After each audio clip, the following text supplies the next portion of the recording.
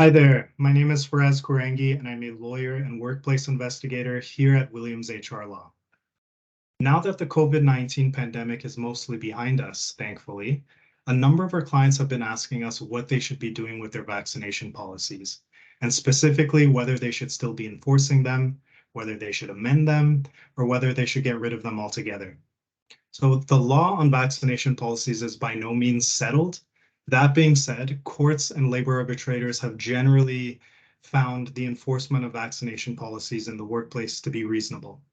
So with that said, here are 3 tips that your organization can use in deciding on the future of your vaccination policy and in managing the associated risks going forward. The first tip is to conduct an individualized assessment of your workplace. When it comes to vaccination policies, there's no one-size-fits-all approach. So what might be reasonable in one context, such as a safety-sensitive workplace, might not be reasonable in another context, such as a workplace where everyone works from home. You'll want to consider the realities of your particular workplace, such as the proximity of employees to one another and to customers, as well as the availability of any other means of curbing the spread of the virus.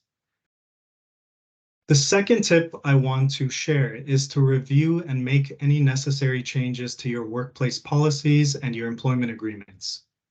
Agreements and policies should be giving employers the flexibility they need to respond to emergencies. So ideally, an employment agreement would provide the employer with the right to place an employee on a temporary leave of absence or to require the employee to work from home if need be. Now, the workplace policies and employment agreements can also be used to set the expectation that the employer may implement health and safety measures that are recommended by public health authorities.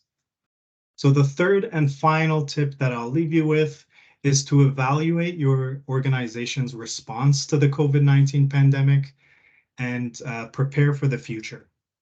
So employers should be taking this opportunity to assess what worked and what didn't work in terms of their response to the pandemic, and also perhaps to identify any blind spots they may have had. So one thing your organization may consider doing, if it hasn't already done so, is to put in place an emergency response plan and also to ensure your team is equipped to work remotely if the need arises. So if you have any vaccination-related questions specific to your organization, please feel free to contact me or any other member of the Williams HR Law team, and we'd be happy to help.